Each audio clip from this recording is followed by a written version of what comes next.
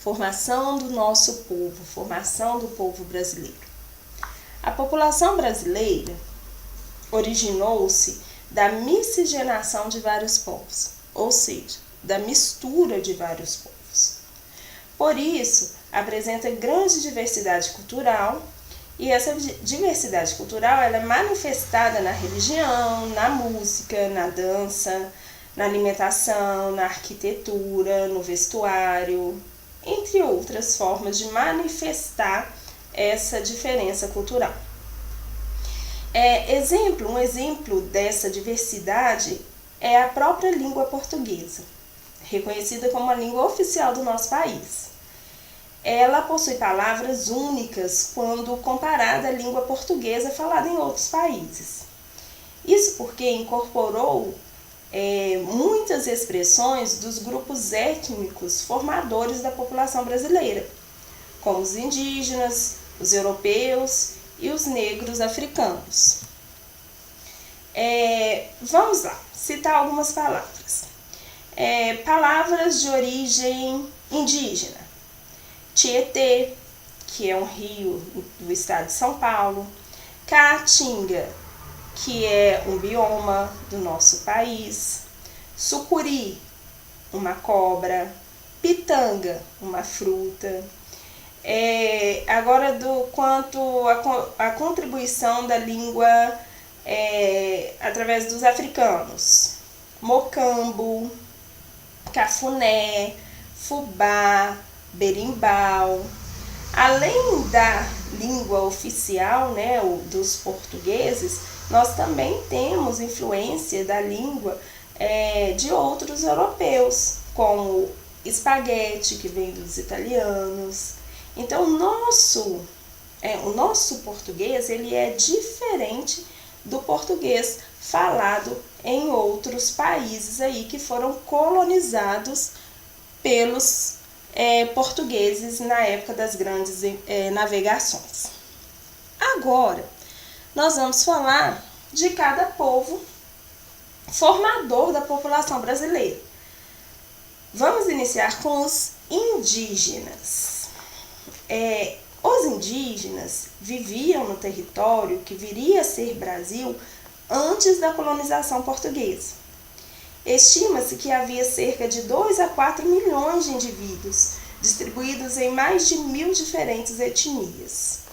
Eles possuíam características próprias de organização social, de línguas, crenças, técnicas de coleta, caça, pesca, de cultivo agrícola, ou seja, a cultura indígena das diversas tribos era muito, muito rica e ainda é. Hoje, alguns grupos indígenas vivem isolados, outros vivem em reservas protegidas pelo governo, outros vivem em cidades e esses que vivem em cidades, eles vivem em precárias condições de vida. Os grupos indígenas eles continuam lutando pelos seus direitos e contra o preconceito e o descaso com sua cultura, que ocorrem a despeito da sua contribuição para a formação do povo brasileiro, né? E eles têm um grande conhecimento sobre o meio ambiente, sobre a flora, sobre a fauna do nosso território, e esse conhecimento ele é acumulado por séculos. Tanto que há anos existem pesquisas médicas e farmacêuticas que baseiam-se nesses conhecimentos para aproveitar das propriedades preventivas e curativas de várias espécies de vegetais e até de animais que esses grupos indígenas eles utilizavam para curar algumas doenças que tinham na tribo. Então, a cultura indígena ela é até hoje muito utilizada, principalmente no setor médico, no setor farmacêutico, não só no Brasil, como no mundo inteiro.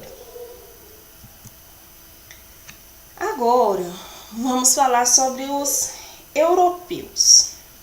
A partir do século XVI, com a invasão do território pelos portugueses, teve o início do processo de miscigenação, dessa mistura de raças, né, com os grupos indígenas, também com os negros africanos, que foram, né, trazidos como escravos e que ajudou na formação desse nosso povo. Mas não foram só os portugueses, né? Nos séculos XIX, no século XIX e XX, continuou o processo de chegada de outros povos. Entre os que vieram em maior quantidade estão os italianos, né? Após, lógico, os portugueses. Os portugueses foram os que vieram em maior quantidade. Segundo, foram os italianos. Além dos italianos, vieram os espanhóis, vieram os alemães, que se fixaram principalmente em Santa Catarina, na região sul do nosso país.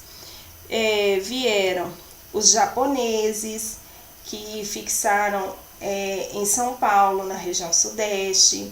Vieram também sírio-libaneses, russos, poloneses, chineses, coreanos, indonésios.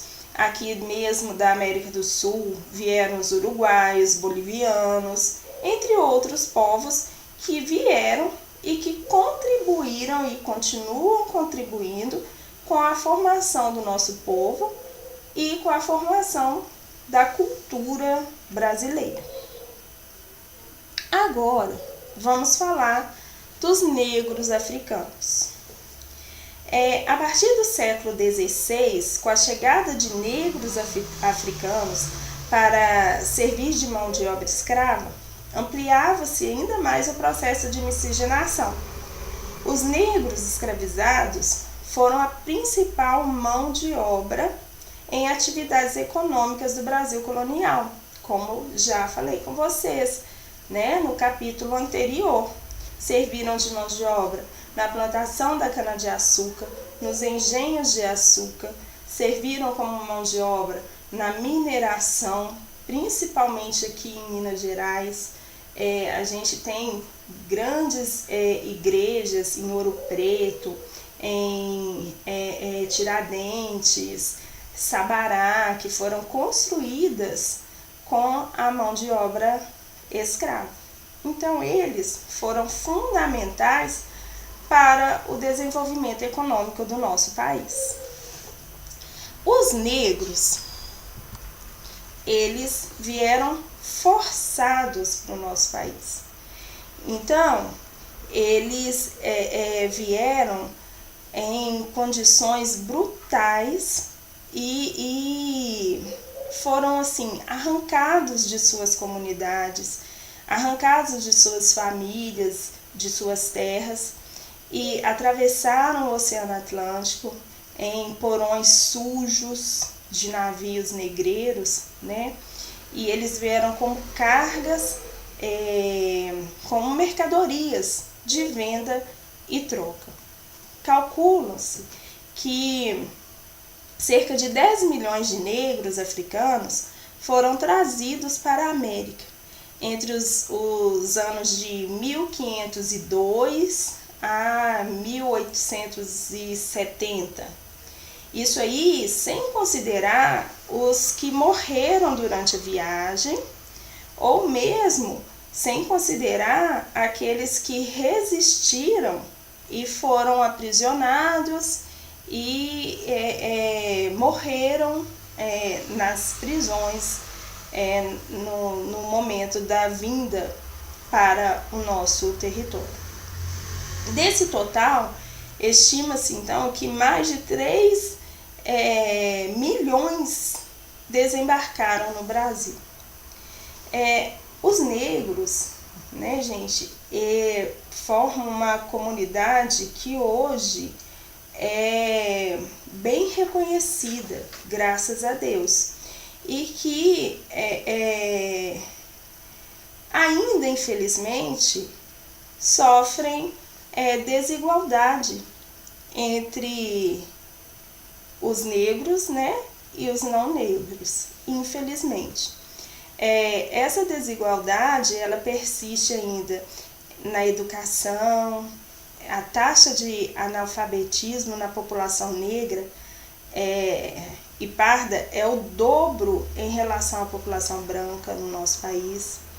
Então, isso significa que eles ainda, né, sofrem preconceito, sofrem descaso aí com relação a se comparado às outras etnias. E logo eles que foram tão importantes